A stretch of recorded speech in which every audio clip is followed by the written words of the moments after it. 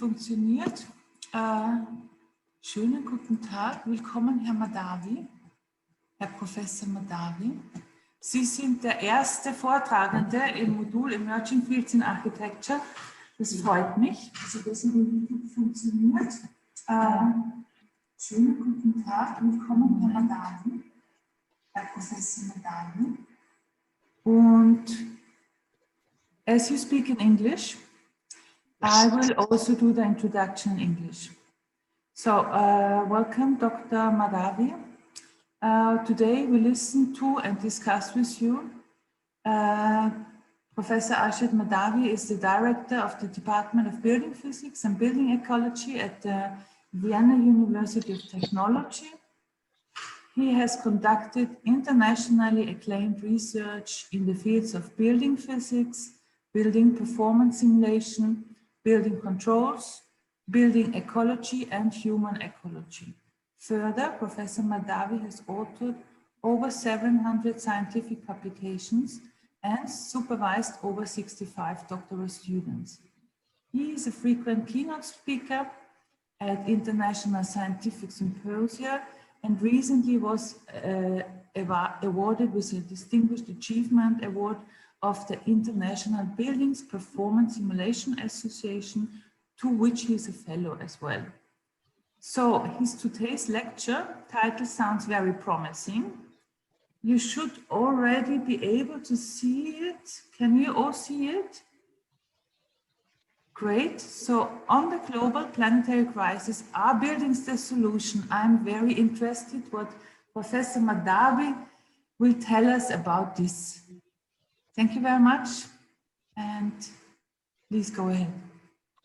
Thank you for the introduction, colleagues. Good morning. I hope you can hear me. I'm very glad to have the opportunity to share with you some thoughts. This lecture series seems to be conceived to talk about some fundamental issues, so I thought maybe also today I share with you some thoughts about these challenges that we are facing. We hear about them all the time. About the climate situation, about the planet situation, and so on and so forth. And in this context, we also would like to reflect a little bit about the role of buildings and the role of built environment. And I would like to share with you some thoughts with this regard, but I don't want to do it, so to speak, in a so to speak, default manner, but maybe take a bit of a critical point of view. So do not assume that I believe that you should believe everything I say, but I would like just to invite you to try to follow on this critical and see how you can reflect about it and you can deal with it.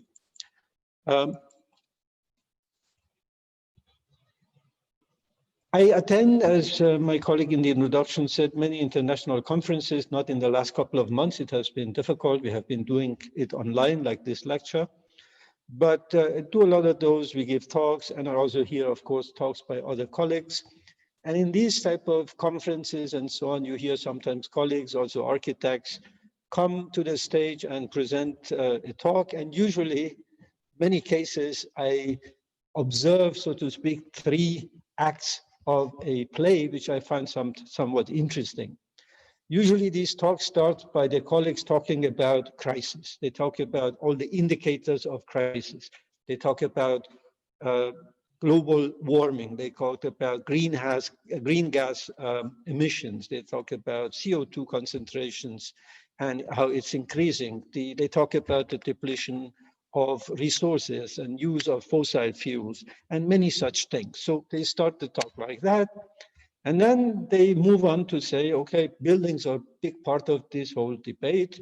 They maybe quote some statistics about buildings being responsible, for instance, in EU, responsible for something like 40% of the energy use, or maybe some commensurate amount of emissions of greenhouse gases, and so on and so forth. And after they set up this stage, suddenly they move to present some visions, some visionary buildings that they think, or they suggest they could address these type of problems. And these images that I show, these are not meant to be, so to speak, covering that area. It's just symbolic pictures of the type of ideas that you suddenly are confronted with. After talked about those crises, after the challenges, and suddenly the shape of the solution seems to be, oh, we add some vegetation to buildings, or we add some photovoltaic panels to the buildings, or we install a wind turbine or something on the building, and everything will be fine. I'm exaggerating a little bit, of course, but this is, so to speak, the impression that one gets when we go through these type of presentations. And this is my reaction to that, because I think this is a somewhat overly simplistic idea of how these factors can be looked at and how they can be processed in our discourse. So, in other words, the topic that I would like to talk to you about, is it really true that the sustainable buildings represent a solution to the global climate crisis? Or what my colleagues sometimes do is a little bit like taking a rabbit out of the hat. So it's a kind of a sleight of the hand and suggesting that, you know, because of this relationship, we can address this problem. For me, that is maybe somewhat a simplification. And I would like to contradict that. And as I'm trying to contradict that, please remember, I'm just a messenger. I'm just, so to speak, sharing you with my observations, and you're welcome to look at those observations critically yourself. Anyhow, I'm also not totally, so to speak, out of the picture myself.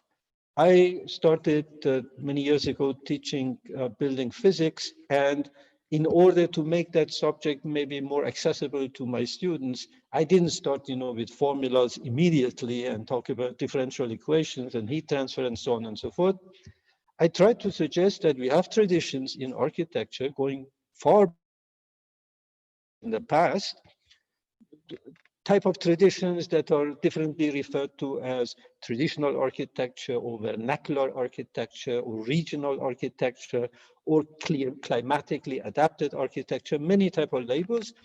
But the idea was that, of course, through the evolution of architecture traditions in different regions of the world, the people were, so to speak, in a dynamic interaction, engaged in a dynamic interaction with the surrounding world, with the environment.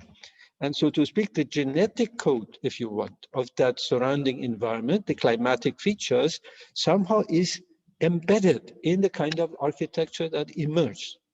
We refer to that as, so to speak, adapted and evolutionary, so to speak, developed kind of architecture. I also given talks about that here, just one link. Today, I just want to refer some instances and demonstrate to you my self-reflection that when I did that, I also sometimes forgot maybe about to say what are the conditions today and how that traditions of architecture should be reflected about today. So those architecture, here some example from the type of climatic regions that we refer to as arid or semi-arid, also very dry, very high day temperatures, relatively cold night temperature, desert situation, high solar radiation, rather dry air, lack of construction wood. And in that type of climatic regions around the world, you see certain features emerge in the architectural typology, also in the morphology. You see people, for example, make use of materials that were accessible to them. The mud brick, the clay was quite common if they had access to. You see that they dealt with solar radiation, for example, by being very careful about the shading opportunity. You could see these narrow streets that would be oriented south-north and provide over many hours during the day for shading, because that was important in order to make the microclimate of the urban setting through this density and mutual shading of the building components, so to speak, more habitable, more thermally acceptable, comfortable.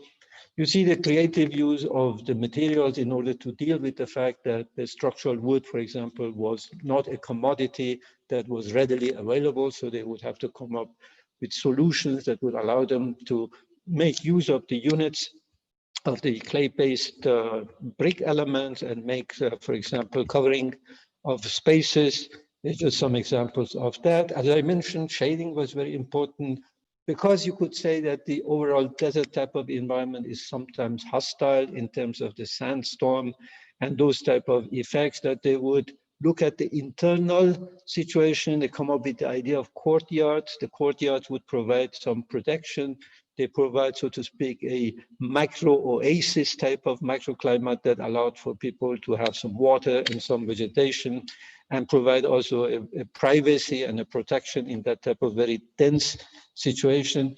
The shading I mentioned to you, it was not just a functional, so to speak, component, but the people also developed it into a highly, so to speak, ornate from the aesthetic point of view, highly sophisticated and pleasing type of solution in order to do that. Create the shading, do the solar control, allow for ventilation, allow for privacy, but nonetheless maintain the view, the contact to the outside world. You see a lot of those things developed in architecture for which sometimes we don't know specific architects, but we know that these traditions, so to speak, brought about these type of solutions. All the way to the fairly sophisticated elements that had purely climatic tasks, for example, wind turbines or wind towers that would allow to capture the airflows, to allow to use them as a chimney, to basically account for the ventilation, which is in this type of climate is of course very important to modulate the indoor conditions, to provide a moderate condition, to make use of public pathways that were entirely covered, so to speak, the prototypes, historical prototypes of shopping malls that would connect different parts of the city would be totally covered, would be relatively high in the space height in order to allow for the stratification of the air, because as you know, the warm air rises and this would allow for a continuous circulation of the air and provide shading. Here are some examples of, you might be familiar with this type of solution that even today, we look at them with some level of appreciation and say for the situations where the people didn't have electricity, didn't have readily energy sources available, they basically would have to work in terms of a passive approach to environmental control, to indoor climate control, that for that type of settings, we see that these solutions are fairly elaborate and fairly sophisticated and quite interesting. And we can also talk about the, let's say, quality in terms of the symbol functions, or in terms of the aesthetic, how people could, in selected examples, deal with the notion of diffusion of light and providing indoor climates that are very, so to speak, interesting. Here's some other examples. Again, you see in this case working with water. The water resources are scarce, but once they were controlled, then they could be used in terms of evaporative cooling. You see a lot of those examples. Here, the evaporative cooling allows through the evaporation of water to basically take away the thermal energy from the surrounding, which is required for this evaporation process, and provide a certain level of cooling effect and also humidification effect, which was perceived as to be fairly pleasant. If you have an opportunity and visit these places that are still somehow protected or are still around, you could feel actually the difference that in this case, these type of techniques, these type of passive approaches would have made with regard. So for me, these were examples of, in a sense, a historically applied building physics. They didn't have computer programs. They hadn't the possibility of using simulation. They didn't have the technologies that we had, but they had, as I mentioned, in a sense, have learned maybe through trial and error, through seeing which solutions work and then perpetuate those solutions. And through that process, that evolutionary process, they come up with solutions that we could refer to as, from the point of view of my discipline of building physics, as fairly clever, functional, efficient, if you want, also given those type of conditions. And they were also taken over for more formal representative architecture in many parts of the world that had this type of climatic context, and they kind of developed into a civilizatory achievement, if you want, in terms of the overall solution, both at the urban scale and at the building scale. But you now come to critical point of view. I can talk about these features and I can talk about these assets of this architecture. But when we talk about how the conditions are today, we should have no illusion that a, so to speak, going back to the future here, in this case, via this type of tradition, may actually be an illusion. Why I'm saying that, even though I appreciate all of those components of that architecture, because we are talking about a context which is totally different. Majority of the world population are increasingly living in the cities. Already almost 2/3 in Europe, and in a few years it will be more than half globally. And our cities, most of the cities, do not look very good. They do not look very accommodating in terms of the feature that this type of passive architecture required. If you want natural ventilation for buildings, you would need outdoor conditions where the air quality is acceptable, where you don't have pollution, where you don't have dust, where you don't have noise, for instance, because every time you engage in natural ventilation, you have an acoustical coupling with the surrounding world. And that is true also of the ventilation. And talking about those features, then you would think that a type of low-rise passive solutions that were conceived at that time was actually for a different type of context. So you could argue that, okay, we could do this, but in order to do this at the urban scale, at the contextual scale, we would have to totally do away with the type of conditions that we have currently. And actually the how the things evolved is actually also totally shows that. If you look at, I didn't engage into a discussion of which countries or so, but if you go back to these countries that have developed these type of vernacular traditions and look how buildings are built right now, you see these type of things. You see buildings that are non-functional, that are ugly, they're subjective, if you want evaluation on my part, but do that for yourself, that use materials and techniques that are totally unfit for the environment. They have typically some sort of mechanical systems that are entirely inefficient and problematic. And at the end of the day, if you also do post-occupancy evaluation and talk to people, conditions are not overall appreciated or not very healthy and positive type of conditions that we can talk about. So you go into a desert type of environment and you see suddenly kind of copies of international architecture with glass facades, you know, that are basically acting as solar controls in a climate where you actually should be engaging in shading and protection, solar control and all of that. As a result, you get these buildings with huge energy requirements for these cooling units that are technically problematic and energy-wise absolutely inefficient. And so that is a situation that we deal with in this type of context.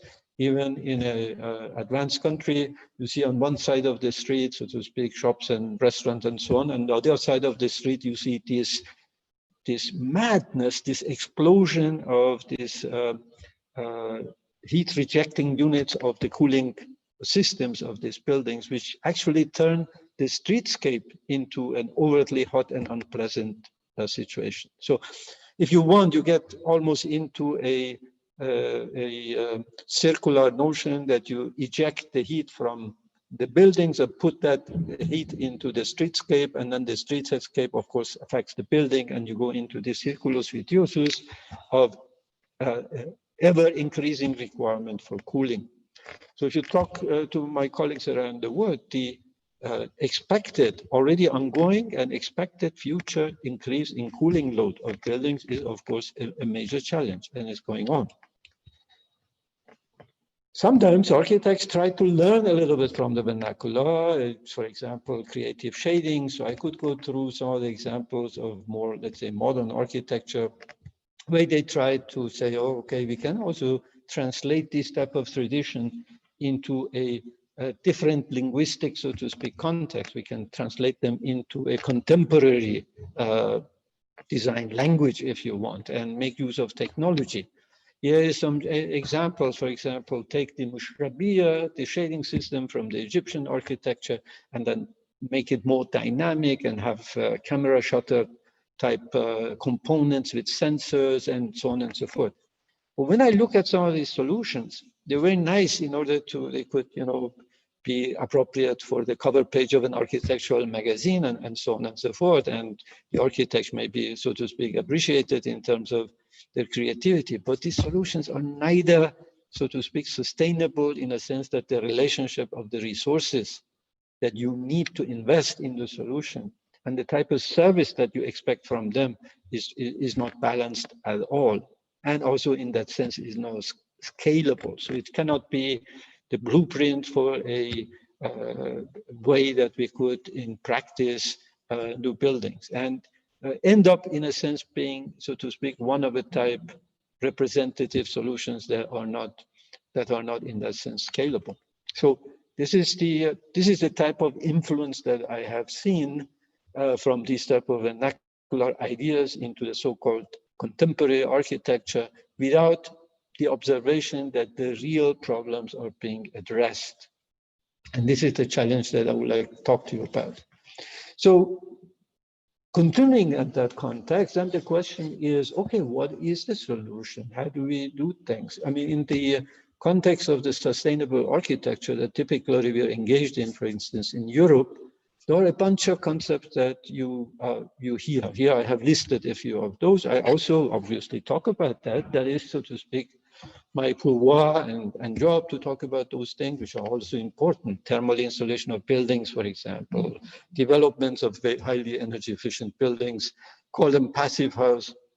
We can talk about green buildings, a lot of talk about green facades and roofs and going from passive house to zero and plus energy buildings, and then integrating renewable energy system into the buildings and connecting the brain links in a smart urban grid and make use of the IoTs and make use of big data and link data and all of that. None of that is something that I would like to, so to speak, cough at and say these are not important. But it seems to me whenever they are presented again as the solution for these global challenges we face, I have the feeling that we are dealing here with a naked emperor.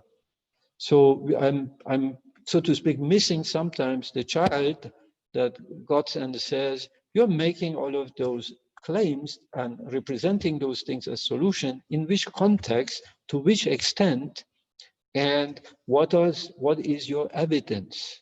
And this is the issue that is, for me, has been, so to speak, a major source of headache.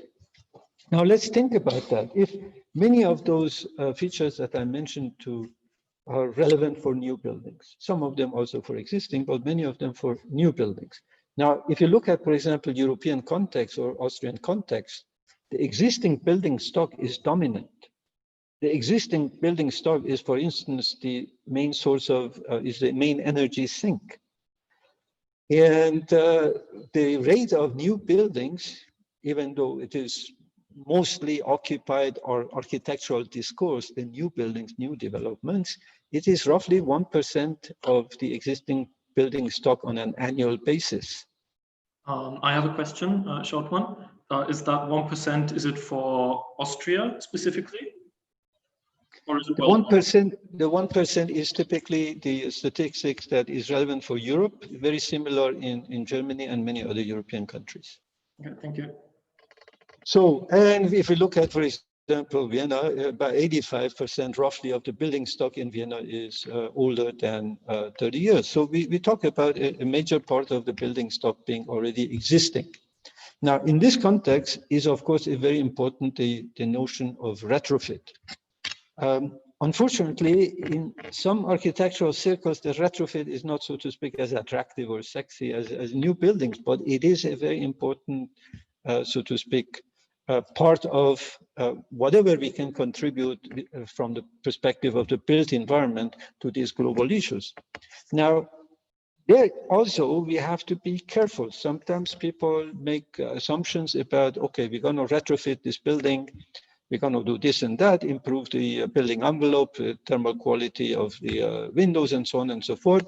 And then you make some calculation and you forecast that there will be this amount of energy saving to be expected. And this idea is sometimes, or let's say this expectation is, some instances is not fulfilled, because of a phenomena or because of an effect that is referred to as rebound effect. You might have heard of that. So the idea is that sometimes we do some intervention. This can be in different areas, industrial domain, or in terms of the building retrofit. We make an intervention, and based on some calculations or expectations that we have, we estimate that we will have these improvements in the energy efficiency of that object or that process or that building.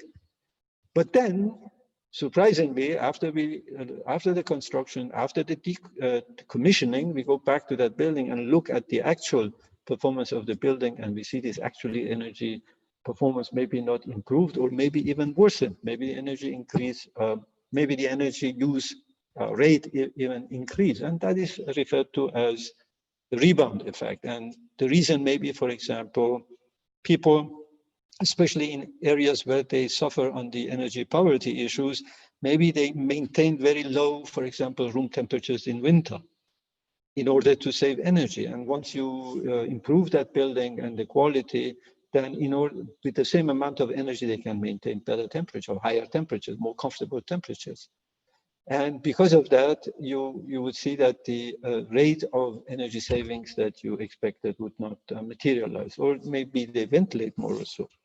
A couple of years ago, one of my PhD students, Mr. Hus, did a study of retrofit projects in Austria. He took about 8 or so larger residential type complex buildings and look at the retrofit.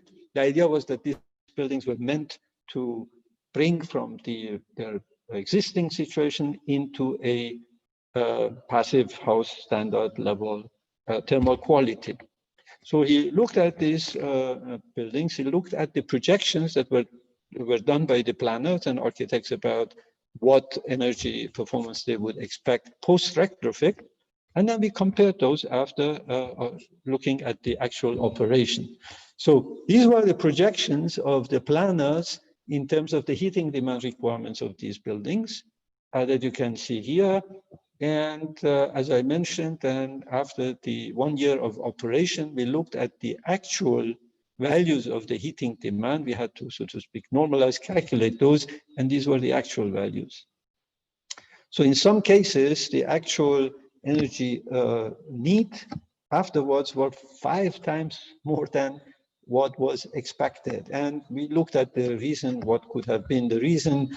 For example, we adjusted for weather conditions because, as you know, the calculations are made based on some default assumptions about the weather conditions. And when you put the actual weather conditions, maybe that have an impact. In this case, they really didn't change much. Then we looked at what indoor temperatures people had maintained after the retrofit. It explained a little bit of this large gap between expectation and actual performance, but didn't really explain the whole thing. Only when we look at the ventilation rates, we noticed that apparently the people post-retrofit felt that, okay, energy efficiency is improved, so we can do more ventilation, even during the winter period, which obviously means that the heating requirements went up. And if we adjusted for the rate of ventilation from what was assumed in the energy certification documentation to what actually we could observe somehow, then we could explain this gap. The point is that even when we talk about retrofit, we have to be careful that there might be discrepancies between expectations and the reality that we have to take into consideration. Now, after having... sorry, did the overall performance of the buildings improve in general, or was there a rebound effect? I talked already about the energy performance of the buildings, showed you how it works. The overall performance of the building, I don't know exactly what you refer to, but the building quality, if you want, the thermal quality was obviously improved, right? So the reason that the energy performance does not correspond to what was expected is, in this specific case, you could say is the user behavior. Because we forget, most of the time, the planners, unfortunately, forget about one big factor in the architectural process, which are the occupants. which are the building users. We talk about materials, we talk about systems, we talk about all kinds of issues, but sometimes we forget at the end of the day is that the building is meant for people to provide appropriate occupancy conditions, and we sometimes forget about the fact that people's behavior also can play a role. Now, I don't want to be misunderstood as suggesting that people are responsible for that, but if we do conditions, if you, for example, provide people with a very highly efficient, energy efficient car, fuel efficient car, right? So that instead of having a certain amount of gas, they would need half of that or a quarter of that. If the people now optimize their monetary expenditures, they may drive longer. They say, oh, great, this car doesn't need a lot of fuel for these distances. Why don't I drive longer? So that is another example of a rebound effect in a different context. You could say that the car quality per se is improved, but the car is part of a system, and the system has a context, the streets that you can drive in, the parking spaces that you have, the speed limits that you have, and the behavior of the person. So you have the context, you have the object, and you have the user. And in many of our engineering approaches and also architectural approaches, we forget about that. So thanks for the question. It allowed me to maybe voice that point. But no, I have been very critical, right? I've been criticizing this kind of iconic pseudo solutions, in my opinion, you know, kind of single buildings that have some features that make them, you know, very energy efficient or whatever. I have been also criticizing the idea that we can simply go back to the vernacular architecture and import those type of solutions from the past times one-to-one to address current situation. I have also been criticizing an unreflected idea of what the retrofit can bring and what's the potential. But of course, it would be fair if someone says, okay, where do you say we should start? If we think about the global challenges that I mentioned at the outset, where shall we start? What's the best place to start? It's a difficult question, but I would like to address that a little bit. And in order to do that, we have to maybe move a little bit away, get a bit of a distance from our immediate concerns, also about architectural design, and look a little bit more at the big picture. So we can talk, and in Austria right now it's being quite a lot talked about. Even if you hear some politicians talk, you hear this notion of that in Austria, for example, we have a very large ceiling rate of land, that we turn land at a very high rate into, so to speak, sealed area for streets, for buildings, for parking spaces, for whatever facilities. It's been estimated, it changes a little bit every year or so, but in the last few years, it has been estimated that it would be around 20 hectares every day of this, so to speak, green or virgin or non-used land that is turned into sealed surfaces, kind of concrete or asphalt or building covers, you name it.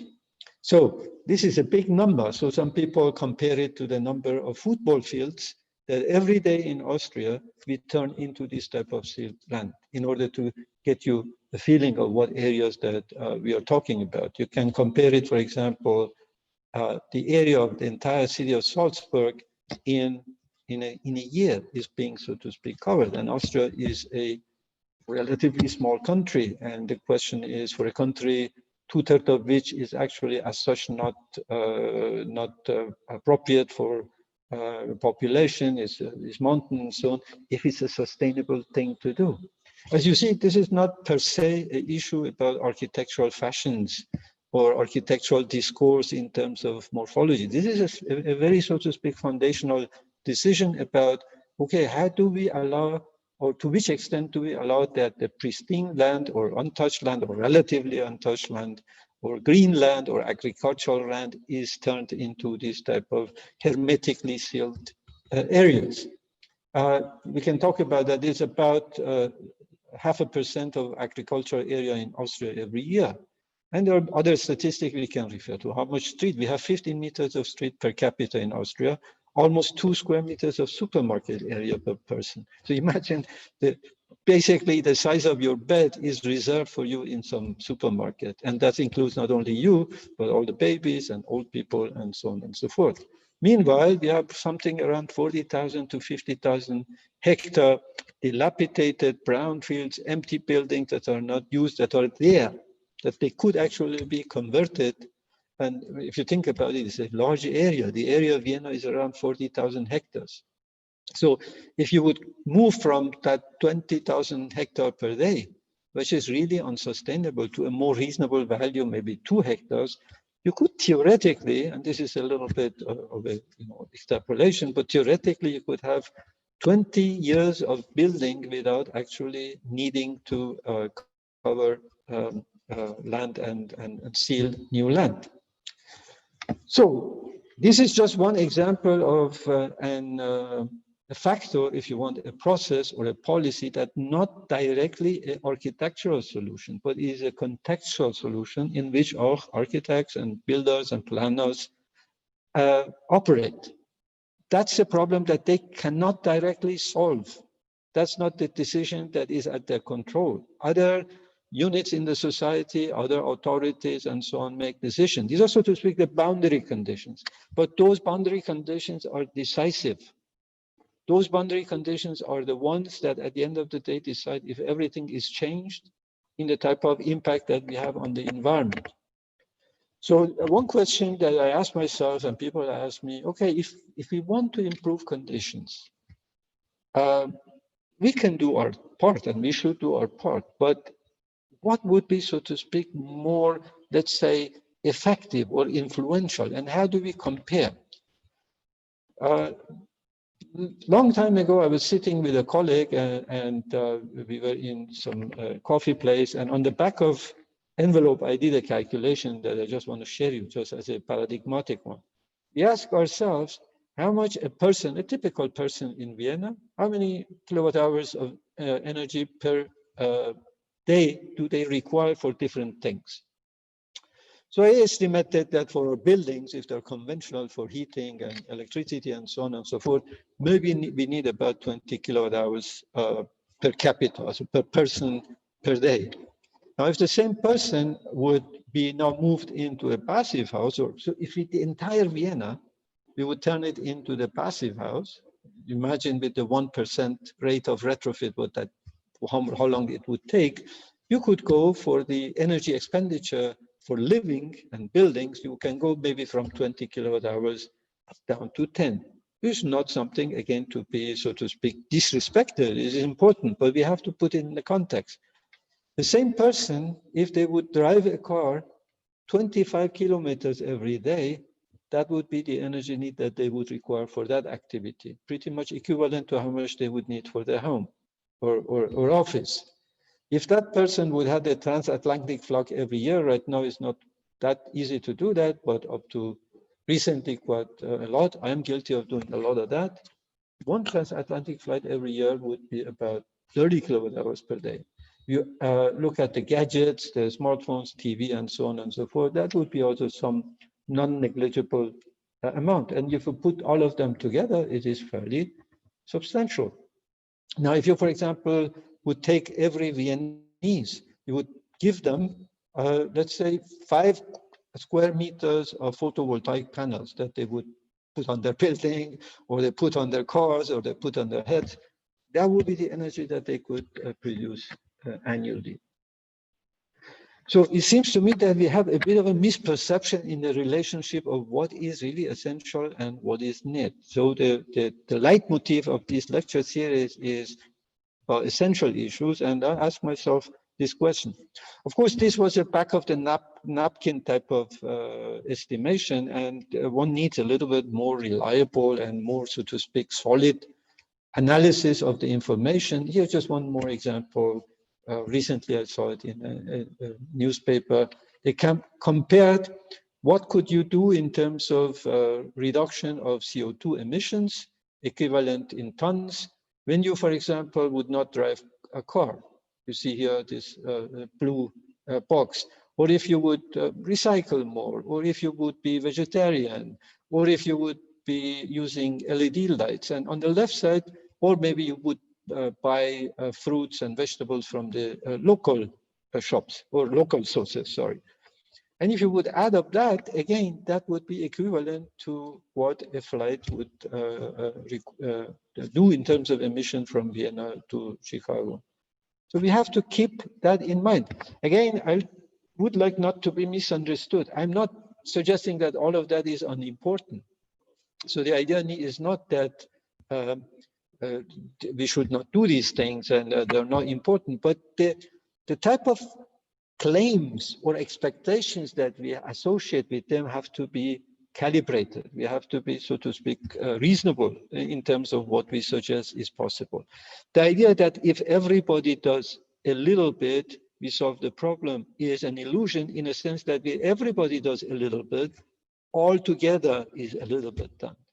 So if you want to do things in a more, so to speak, substantial way, it will not be done by everybody doing a little bit.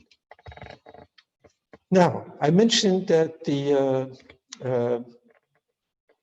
we need a bit of a more, so to speak, solid and rigorous analysis of data. A group around Paul Haken, a large group, international group, asked a similar question, and they said, if we look at the so-called mitigation scenarios, how we could improve the situations, and we will compare them in terms of what would be the benefit of them, how would we rank those scenarios? And they took something over 80 possible measures, approaches in these 7 categories, and they tried to compare how would the investment in those would, so to speak, bail out. If you look at the time, so to speak, perspective from 2020 to 2050, if you would look at the cumulative savings of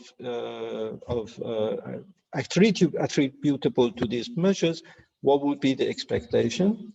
So they calculate the reduction of greenhouse gases, the potential of that for these mitigation scenarios, for these groups, and then they express results, if you want, in terms of the expected benefits.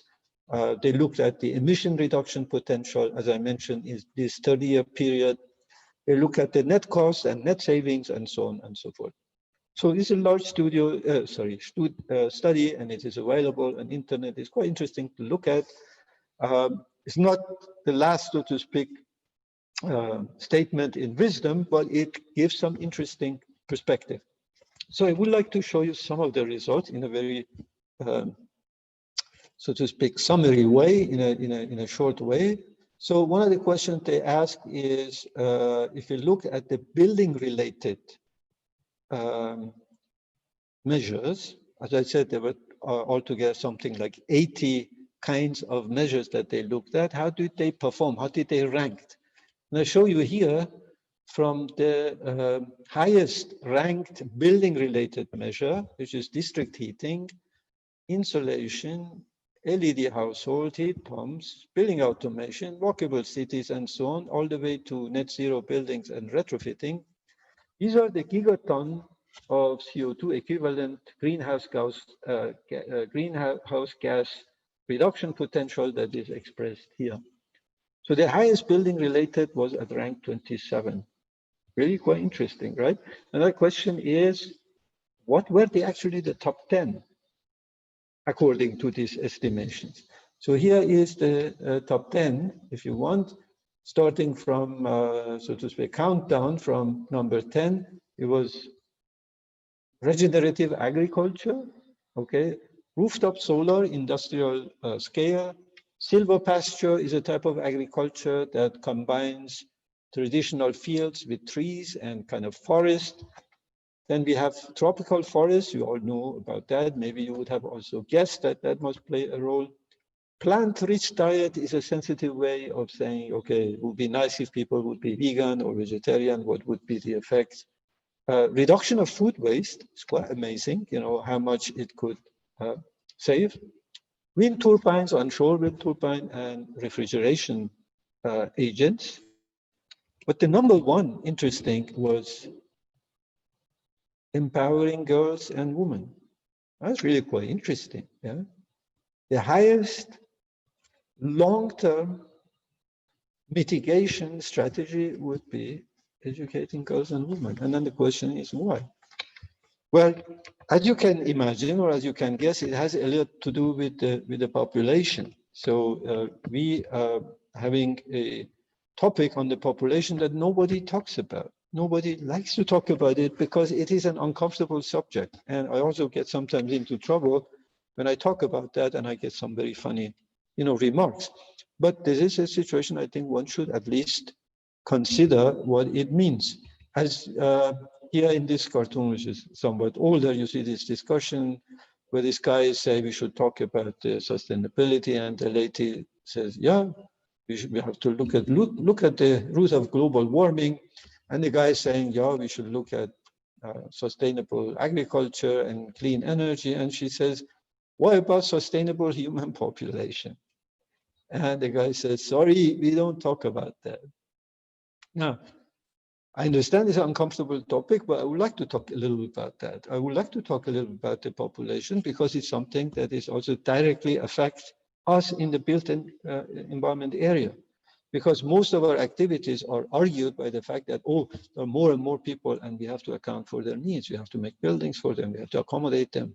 We hear that Vienna is increasing 30,000 people or so every year and that type of issues. So it is related to our activities. Now, if you historically look at the population, it's really quite interesting to make it very short. Up to about, something like 300, 400 years ago, not much was going on. And then suddenly you have this rate of increase, which is quite amazing. If you look at the time that it took for the population to rise 1 billion was something like a century, and it increasingly reduced. It was done 30 years, and now within 10 years, now in our case, the population is growing 1 billion. It is projected to soon be 8 billions. And that has, of course, ramifications. It is something that is happening. In order, again, to put that numbers a little bit into a context, imagine you go to a soccer match, you have these two segments, and that's about 105 minutes.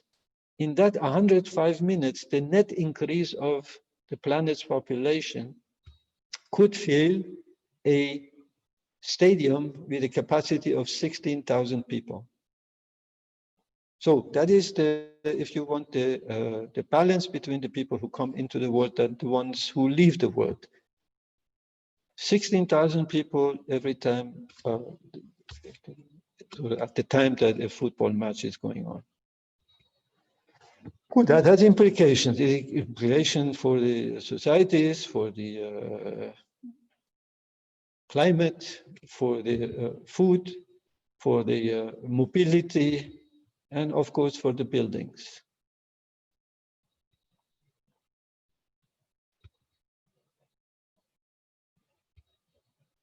Just one example, and I don't want to now beat on this issue too much because it has been already talked about, but one simple thing like what is this growing population requires in terms of the food. As you know, the meat consumption is increasing, especially in countries where it was not that high. Per capita meat consumption in China, for example, within a generation, quadrupled. And I was increasing still, even in European countries and in North America, still increasing. And I don't want to have yet another talk about what is the implications of that type of lifestyle is for the resources, for the agriculture, for the emissions, and so on and so forth. So we could talk about that a lot, but this is an important feature. Now, sometimes people tell me that, okay, well, you talk about this population, but actually in many places it is under control, right? For example, I show you some data. This is just an example of population comparison, the fertility rate. That means how many children per woman. And you can see here a comparison between 1960 and 2015. And you see that, for example, in South Korea, it went from 5.6 to 1.3. It actually is less than 2. or in Thailand also went down quite significantly, or in Sri Lanka too, in Colombia. So I've been, so to speak, challenged by saying that, okay, so something's going on. Why should we be so alarmed? And as you are suggesting, well, we have to also consider that the population numbers is not the only thing, but the lifestyle also plays a role. Many studies, here is just one example, have shown that the financial, so to speak, level, some things like a per capita economic capacity or gross domestic product and things like that. So basically the financial economic standing of a nation corresponds with their environmental impact. Here in this, you see, for example, the GDP per capita plotted against the ecological footprint per capita. And there is a correlation, and you can also, basically you can appreciate that yourself if you think about, okay, lifestyle means more cars, bigger house, more comfortable situations, more tourism, and so on and so forth. The list goes on. So for that type of conditions, it's quite interesting that we cannot compare the number of people that were born in 1960 or before to the people that are born here. I tried once in a talk, a keynote I had at the framework of the IBPSA, I tried to visualize that, and I said, let's compare, for the sake of argument, for these four countries, the ecological footprints of the babies at 1960 versus today's ecological footprint. How does it look like? And it's really quite interesting, starting from Colombia, it is 25 times bigger. So the ecological footprint per capita, it would be roughly 25 times bigger than it was 1960. In Sri Lanka, another example in the previous graph, is 27 times. In Thailand, it's 58. And in South Korea is 170. So yeah, it may be true that in some countries, not everywhere. For example, if you go to sub-Saharan Africa, still the population rates are around 5, 6. So it's not true that everywhere this population is being addressed. Even in Europe, the so-called local population, or the people who have been there around, maybe the rates went down, but it is always this flux of people from other places coming in. So to just argue that, okay, in certain countries, the population control has been, or the population naturally, the rate have gone down, that argument is not convincing if we couple it with the notion of, okay, well, what is the per capita impact to be expected from the population of a place? That is also something that is interesting. You see often these graphs that we are kind of used to. How many planets would we need if everybody would live like an American or Australian or a German? Germany and Austria are fairly similar. We need a bit more than 3 planets if everybody in the world would live like Austrians. So that means we exhaust the resources of the planet at a rate that is 3 times higher than it should be already. But sometimes then when I talk to colleagues, I had a very interesting discussion with my colleagues from Asia, some colleagues from India. Okay, India doesn't look so bad here, right? It's 0.7 planets. If everybody would live like the people in India, we would need less than 1 planet in order to sustain. But the problem is, again, the population. So if you ask the question differently and you say how many of their countries, different countries would need in order to sustain their lifestyle, for South Korea is very high and so on and so forth. But when we look at the 2 countries I just mentioned, India and US are very similar, right? Why? Because, okay, compared to numbers, in India, there are much, much more people. So even for that relatively low rate of, so to speak, demand in terms of the resources, because of the high numbers, they end up having the requirements for much larger domains that it's at their disposal, much bigger than their own country. And that is true, of course, of us as well. So this issue, that means the relationship between how many of us are around and what is the ecological expectation or ecological impact or resource needs of each of us. Those questions are not technical questions per se, and there is not an engineering solution for them. We can make things more efficient, but you just heard about the rebound effect. The process, and I'm here, is just saying something from my anecdotal observation. I don't have numbers for that, but I have seen that in Austria, in Vienna, the cars getting bigger and bigger. The number of SUVs, for example, you hear that quite a lot. Even though the cars become more efficient individually, but because of that, maybe because of the rebound effect or related to that effect, you see that the overall situation in terms of the total energy consumption does not change much despite all of these efforts.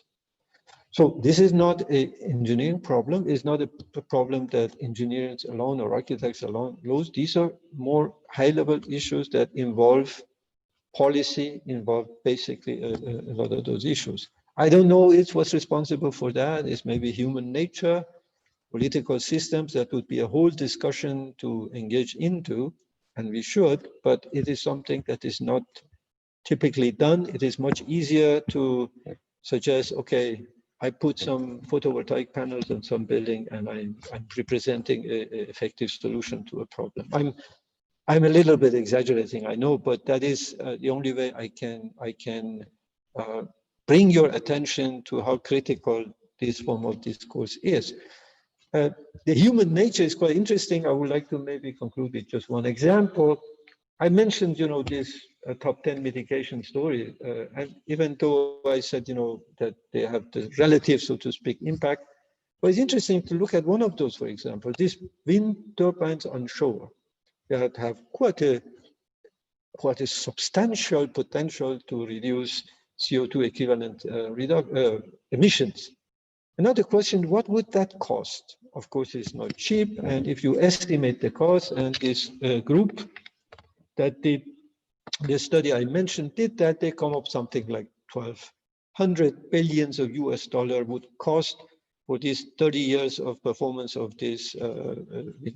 It sounds like a lot of money, right? But I would like to compare that with another expenditure, global expenditure, that is on weapon systems, on defense, on military. And here you see in this graph on the left side, some 7 countries, and on the right side, the United States. This data is from 2018, but doesn't change much. In fact, sometimes even higher. But if you look at this expenditure, 1 year expenditures for military of these 8 countries, and you add them up, you actually could finance. Yeah? Theoretically, that's the same amount that is required in order for those wind powers plants be installed. We'll not talk about all the other issues involved in the wind energy and so on and so forth, but just as one example of how in our system, the decisions and the strategies are done at the levels that we seem to have nothing to say about. Who of us can actually have any impact on this? Architects through their sustainable buildings? Surely not. It's the product of human intelligence. A lot of design and technology and electronics and resources goes into that. So the level of discourse in this area, unfortunately, for my taste, is absolutely low. Everything is reduced to meaningless discourse by people who, to me, are at law not convincing. Instead of having people from built environment, people from ecology, people who understand the economical policy and engineering approaches, we get through the media some people built up and shoved, so to speak, everywhere that actually just make the discussion banal, popularize everything, and reduce, so to speak, the understanding of the importance and issue and how it should be dealt with at a fundamental level. So I go back and to close my talk, that is my problem. No problem with we as planners, as engineers, as architects do our best where we can, where we have a project to do the best in terms of what is possible. But there is something for us to do as individuals, planners and architects and professionals, and there's something else to associate that with a panacea, with a solution to the global planetary problems.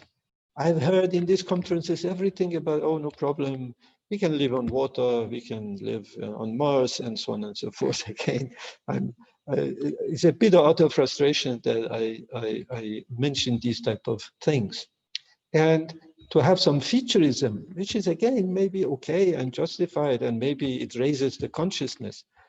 But this type of featureism to me is a bit like a fig leaf to basically distract, maybe subconsciously or unconsciously, from the actual real problems and how they have to be addressed in a systematic way.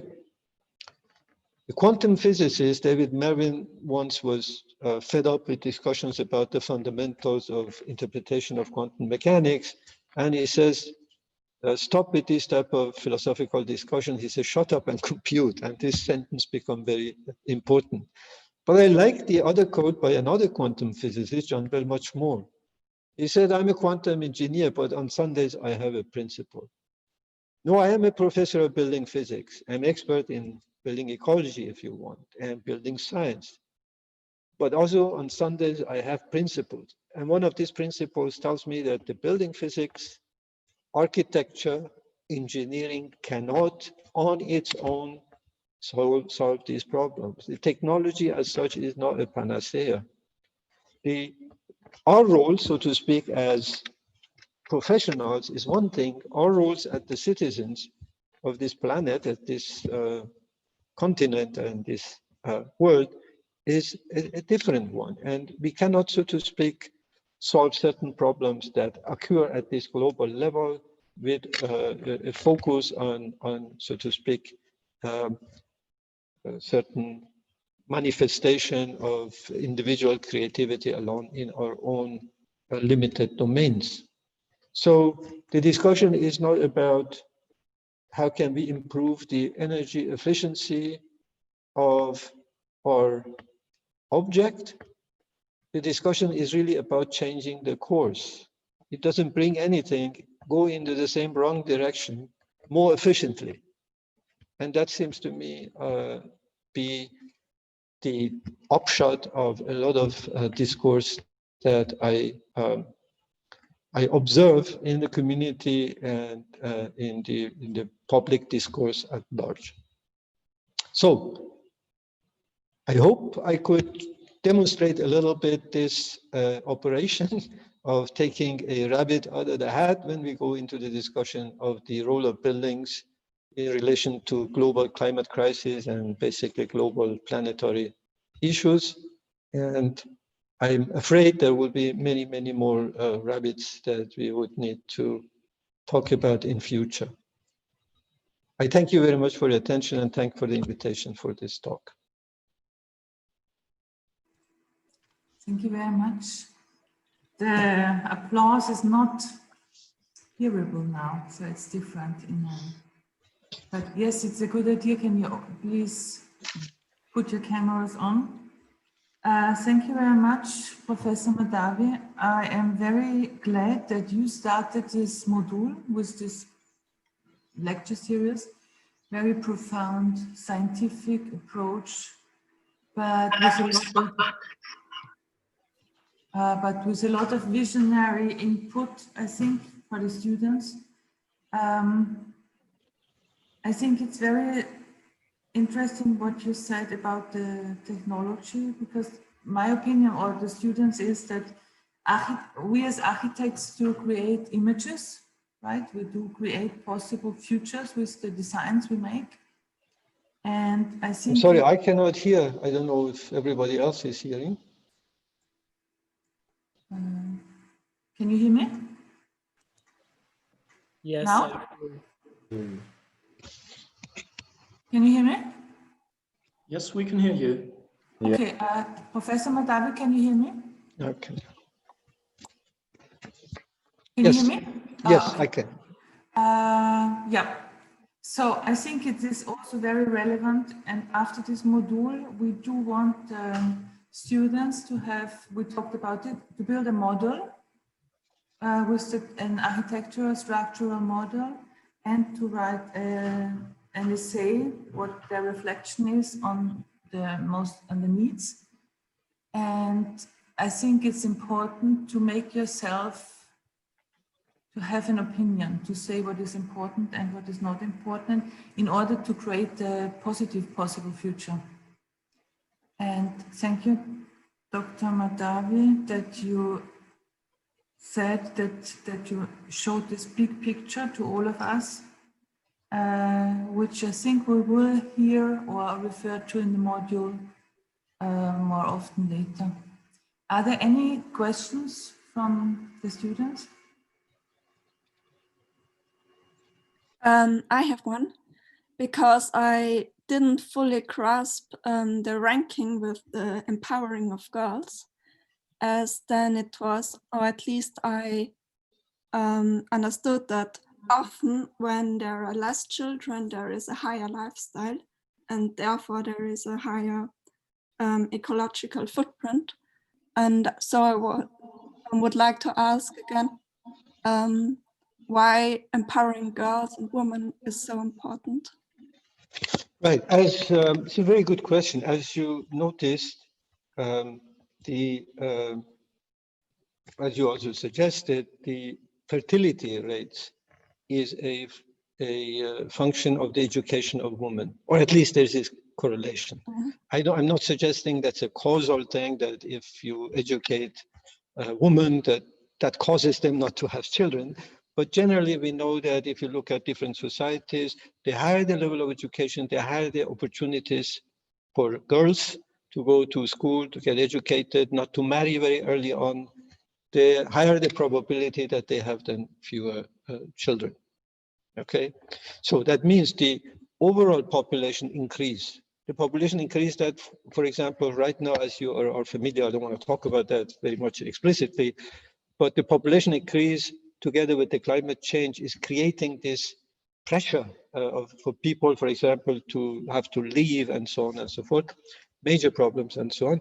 That the major reason behind that and the global situation in future is very much dependent on this phenomenon. So when they calculated for the next 30 years, and they said, what if we would invest, for example, in schools for children in Africa, for girls? Not only for girls, I mean, it's not just about the girls, obviously, also the boys are also important because that's part of it. But the idea was that if we would do that, that investment would, so to speak, slowly and gradually would reform the society such that there would be a more thing.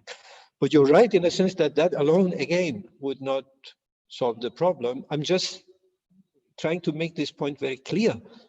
We don't want to have a low level of footprint based on precarious, unbelievably terrible life situations. Like I talked about India, for example, aside from a so-called middle class of 300 million people or so, we're talking about 700 million people that are more or less in poverty or abject poverty.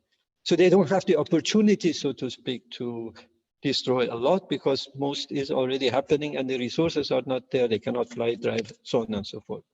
So that's not the idea. My idea is not that to say, okay, we should have a lot of people and because they are poor, so they have low environmental impact. That would be very cynical. So the idea is that, or the calculation is based on that, if we combine a reasonable, so to speak, fertility rate with all the other things that we talk about, reduction of impact, reduction of the meaningless and destructive impact of lifestyle on the ecological systems, that we would have a better chance to do that. Unfortunately, typically both happens. For example, through migration, the people who are maybe very poor and move into a setting where the ecological impact increases, right, at the same time, right? So that was the issue. So everybody would like to do that. If you look at the mindset of people in many of these countries, understandably, they want to migrate, they want to leave because the conditions are terrible. And then we get into a situation that, for example, the population of Austria is increased, I think the last 30 years, 1 million or something like that. Right? So we are getting close to 9 millions. A country that already using 3 planets, so to speak, based on our lifestyle. So that is a global issue. And the solution had, I think, had to address both per capita impact and the number of people, right? No, the number of people is a long-term issue. Sometimes people, when I say something like that, they cynically ask, what shall we do? Shall we kill ourselves or things like that, which is not the point. But the issue is that a lot of not only ecological issues, but also a lot of social issues, a lot of crises, a lot of problems, radical positions and so on are connected with this fact of overpopulation. And it seemed to me for all those people who would like to change this issue in a positive direction, this education of women is central. Education of girls, opportunities for girls is central. And that's where we should be putting our resources, if you ask me. Thanks.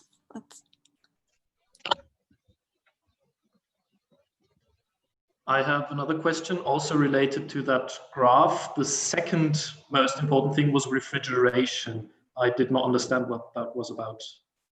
What does well, as you, thank you. Right, as you know, a large fraction of these emissions that are calculated, CO2 equivalent emissions, are due to the processes that involve cooling. Refrigeration is used not only in buildings. In buildings, of course, it's used every time you have a cooling system, right? Refrigerants are used. Most of them are highly potent green gas house equivalent. That means small amounts of time has a much larger impact in terms as comparison to CO2 on global warming.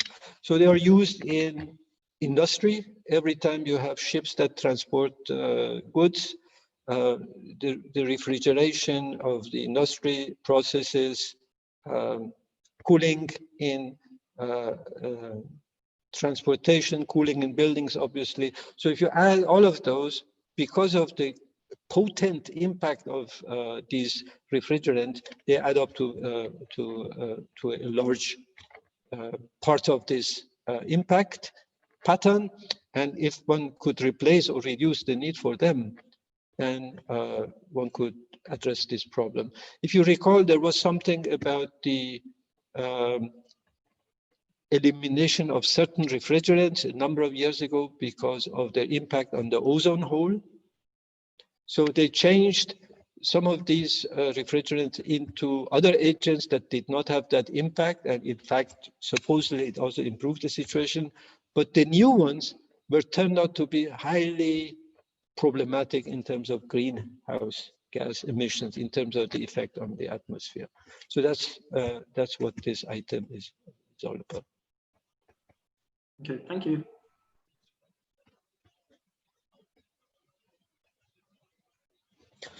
Well, if there is not any more questions, I would like to thank again for the invitation. I also would like to tell you that I wish I could have done this lecture in a real lecture room, and only if we can do certain things, we appreciate how important they are. And I was not aware that I enjoy so much talking to you, and I was very happy to at least be able to do it in this way.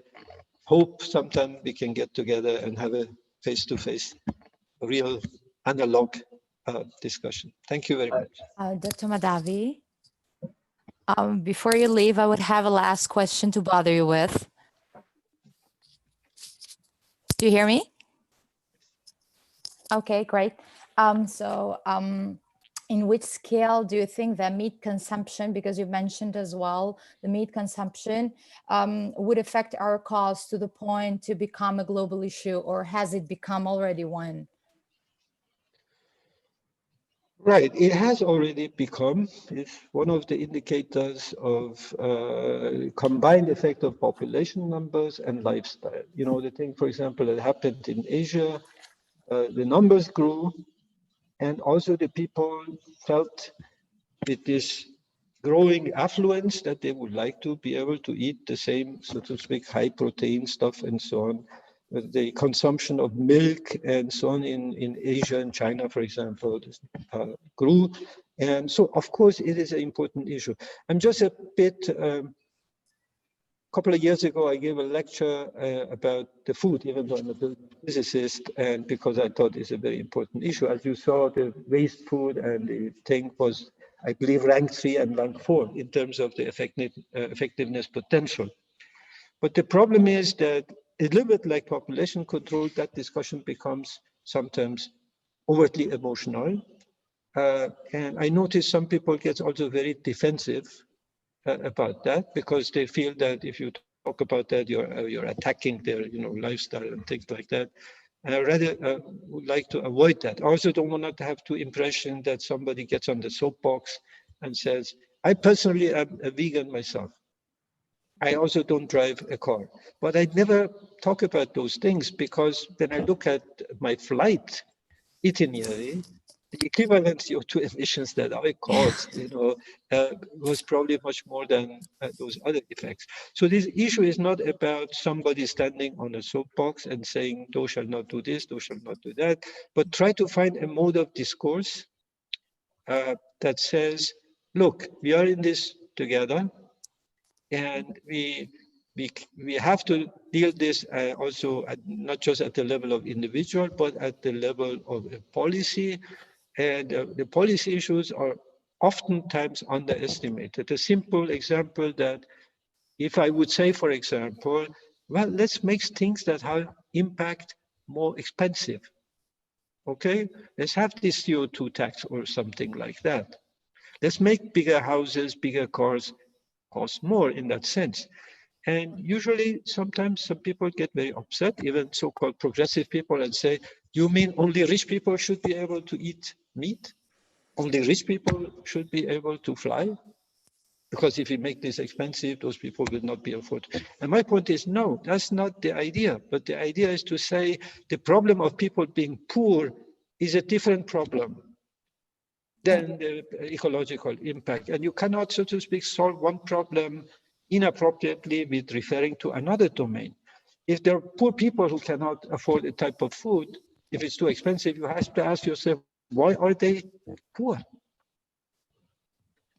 In order to sustain my lifestyle, the type of non-food stuff that I buy are more expensive than meat and so on. Just look at the prices right now. So why is it like that? Why does our system basically promote a lifestyle that is neither healthy and nor ecologically benign and reasonable? So those are policy issues, and we underestimate these other impacts. I basically provided you with a long comment on that. I had already said farewell, but no, I'm sorry, no, just to keep you, but through as well the coronavirus, like the crisis that we have, because you mentioned that you lead like a healthy lifestyle and you're a vegan. I respect that, but you then in the other side you mentioned your flights. But now due to the coronavirus, people aren't that much allowed to fly around because now is everything online. So do you think that this might be kind of affecting positively in the global issue of like ecologically speaking? Because of course, financially speaking, it has done already a great damage. Right. Well, that's a bit of a complex issue because there are many sides to that. First of all, the question is, according to the data that I have seen, the ecological or the positive environmental impact of this situation has not been as high as it could have been expected. Mm-hmm. So even the flight frequency and so on has gone down and so on and so forth. But still, we don't see the same impact because it's also for aviation industry always claimed that their impact is only 2% of the total emissions and things like that. So that's one thing.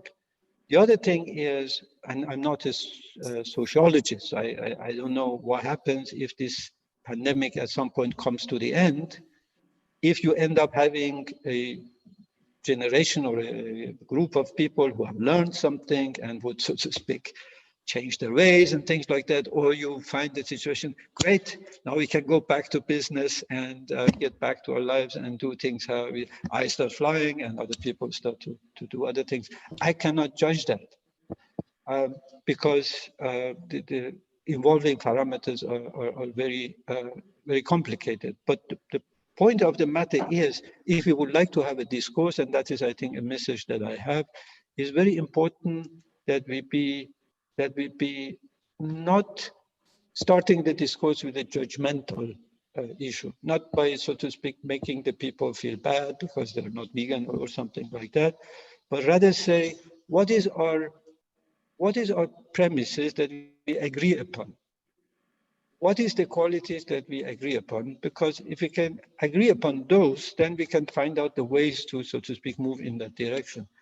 And I have the feeling that we don't do that oftentimes. So some people say, you know, your premise that this planet should be also habitable to future generation, I don't share, or I don't care, or I don't know, or it's not important to me. I do have a question as well. Thank you. So the main question was, are buildings the solution? And I understood that the answer is like no, because the problems are different. We do have too many people who consume too much energy in their whole lifestyle. But if the buildings are not the solution, do you have any like recommendation? How could we change it? Like you also said, if a person changes small things, then if every person changes small things, just small things change. And we need to change a lot, like pretty much the whole lifestyle. But how can we can we achieve that? Right. First of all, with regard to the buildings, again, it would be a problem if the message comes across as if I say buildings are not important. But yeah, no, right? So that's not what I really meant. Yeah. But the issue is, there's an issue of which understanding of the word importance I have. I give you a kind of a not very nice example. Imagine you're a doctor, you're a physician, right? And you're in a conflict situation where people are fighting, there's a battle, people get injured, and you're in this tent, right? And you have to operate on these people, right? So while you're doing that, you're on that operation table, you don't say that, or actually you should, but you cannot say that based on your professional ethics, that to say, this is actually absurd. I am trying to fix people who should not be injured. The solution to the problem of people get injured is not me operating them. The solution is stop the war. Okay, so the solution to a problem at the local level or addressing local problem levels is something different than the global situation. Now, imagine you as a young architect, you get a project, right? You get somebody says, I would like this project, new project, building project. If I want to be very, very, very, so to speak, consistent, I would say, oh, we should reject that because we should not seal more land. We should not do this. But we know we can't do that. That is our job. So all you can do at that point is to say, I can make the best out of the situation, right? I can say how I can make this building more efficient, how I can make it more selection of materials and everything like that, so that it works like that. But at the same time, you're aware that whatever you put in there is a little bit something that that doctor is doing at that tent. It cannot solve the problem of the war. The war problem has to be solved at some other level. Now, if you ask me, okay, what should we do? I tried to say that, you know, some of those policy issues are important. And now this time I would like really to conclude. I just give you one example from a different field to say how policy and decision-making is important and how much impact it has. And the anecdote with which I really want to finish this time goes back a couple of years ago. In a talk, I heard that somebody compared the European countries in terms of the willingness of the population to donate their organs when they die. Okay? So they looked at different countries and say in which country was the willingness to donate your organs was the highest and in which country was the lowest. This data changes every year a little bit, but at that time, the speaker asked us to guess. Okay, and okay, we didn't know the data, so we tried to guess. Some people said, well, maybe in Catholic countries, because of the religious thing in the South, Italy or so, maybe there is less. And if you go to Scandinavia and so on and so forth, maybe there is more. Do you know which ones were the highest and the lowest? It's really quite interesting. The highest was Austria, and the lowest was Germany. So everybody thought, how is that possible? You know, when these countries are as close and as similar in Europe as you can get. The reason is a policy. In Austria, if you don't declare that you don't want your organs to be donated, they will be automatically donated. If you're Germany, it's the other way around. In order for your organ donation to happen, you have to explicitly declare that you do that. And many people, so to speak, in Austria don't care to do that because who thinks about that? So you get a totally different, imagine you wanted to do by consciousness raising measures and things like that. You would go and say, guys, it's good that you do that and so on and so forth. A simple policy has a much larger impact. So my notion is that in these areas, through certain mechanisms, like for example, I don't say it's a panacea, but the carbon taxing to confront societies and systems with the implications in terms of price, because sometimes the price is the only thing people seem to understand, translate everything into price, into monetary units. If you're confronting that and say, flying should be costing much more than this. But as I said before, and I don't want to repeat myself, in order to be able to do that, you need to address this issue of poverty. You would have to say, okay, we can make things more expensive, but if we don't pay attention, then we create, so to speak, an unfair situation. So a lot of things can happen at a level which is not directly architectural decision making, is not engineering, is not technology. The technology, engineering, architecture, all of that can be helping and supporting proper societal strategies. As long as those societal strategies, like the ship I showed you in the wrong direction, what we do is, so to speak, will not be very much effective. But now I talked a lot, and I thank you again, and I hope I see you. Thank you. Very soon. Thank you. Thank you very much. Bye. Bye-bye. Bye. See you next week. See.